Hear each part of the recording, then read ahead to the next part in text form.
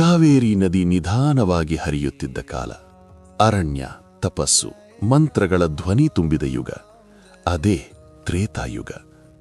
ಉತ್ತರದಲ್ಲಿ ಕಾಶಿ ಹೇಗೆ ಶಿವನ ನಿವಾಸವೋ, ದಕ್ಷಿಣದಲ್ಲೂ ಹಾಗೆಯೇ ಒಂದು ಪವಿತ್ರ ಭೂಮಿ ರೂಪುಗೊಳ್ಳುತ್ತಿತ್ತು. ಅದೇ ಇಂದು ನಾವು ಕರೆಯುವ ರಾಮನಾಥಪುರ. ಲಂಕೆಯಲ್ಲಿ ರಾವಣ ಸಂಹಾರವಾದ ನಂತರ ಶ್ರೀರಾಮ ವಿಜಯಶಾಲಿಯಾಗಿದ್ದರೂ ಅವನ ಹೃದಯದಲ್ಲಿ ಒಂದು ಭಾರ ಉಳಿದಿತ್ತು. ರಾವಣ ಬ್ರಾಹ್ಮಣನು, ಅವನ ವಧೆಯಿಂದ ನಾನು ಪಾಪ ಮುಕ್ತನಾಗಬೇಕಾಗಿದೆ. ಮಹರ್ಷಿಗಳು ರಾಮನಿಗೆ ಸಲಹೆ ನೀಡಿದರು. ರಾಮ, ಕಾಶಿಯ ಸಮಾನ ಶಕ್ತಿಯುಳ್ಳ ದಕ್ಷಿಣದ ಪವಿತ್ರ ಕ್ಷೇತ್ರದಲ್ಲಿ ಶಿವಾರಾಧನೆ ಮಾಡು. ಶ್ರೀರಾಮ, ಸೀತಾ, ಲಕ್ಷ್ಮಣ ದಕ್ಷಿಣದ ದಾರಿಯಲ್ಲಿ ಸಾಗುತ್ತಾ ಕಾವೇರಿ ನದಿಯ ತೀರ ತಲುಪಿದರು. ಅಲ್ಲಿ ಅಸಾಧಾರಣ ಮೌನ, ತಪಸ್ಸಿನ ಶಕ್ತಿ, ಭೂಮಿಯೇ ದೇವಾಲಯದಂತೆ ಕಾಣುತ್ತಿತ್ತು.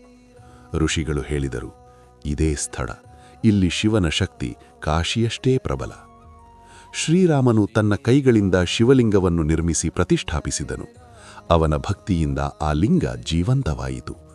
ಆ ಶಿವಲಿಂಗಕ್ಕೆ ನೀಡಿದ ಹೆಸರು. ಆ ಕ್ಷಣದಿಂದಲೇ ಆ ಊರು ರಾಮನಾಥಪುರ ಎಂಬ ಹೆಸರಿನಿಂದ ಪ್ರಸಿದ್ಧವಾಯಿತು. ಪುರಾಣಗಳ ಪ್ರಕಾರ ಶಿವನು ರಾಮನಿಗೆ ವರ ನೀಡಿದನೆಂದು ನಂಬಿಕೆ. ರಾಮ, ಈ ಕ್ಷೇತ್ರ ಕಾಶಿಯ ಸಮಾನವಾಗಿರಲಿ.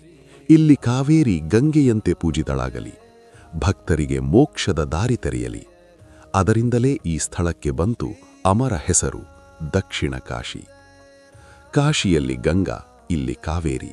ಕಾಶಿಯಲ್ಲಿ ವಿಶ್ವನಾಥ, ಇಲ್ಲಿ ರಾಮನಾಥೇಶ್ವರ. ಕಾಶಿಯಲ್ಲಿ ಮೋಕ್ಷ ನಂಬಿಕೆ, ಇಲ್ಲಿ ಕೂಡ ಅದೇ ನಂಬಿಕೆ. ಜನರು ಹೇಳತೊಡಗಿದರು, ಕಾಶಿಗೆ ಹೋಗಲು ಸಾಧ್ಯವಾಗದವರು ರಾಮನಾಥಪುರಕ್ಕೆ ಬಂದರೂ ಅದೇ ಪುಣ್ಯ.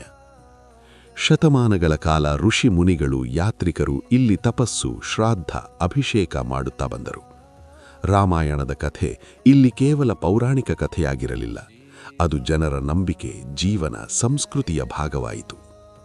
ರಾಮಾಯಣದ ಕಾಲದಿಂದ ಇಂದಿನವರೆಗೂ ಪವಿತ್ರತೆಯನ್ನು ಉಳಿಸಿಕೊಂಡಿರುವ ಕ್ಷೇತ್ರ ರಾಮನಾಥಪುರ, ದಕ್ಷಿಣ ಕಾಶಿ.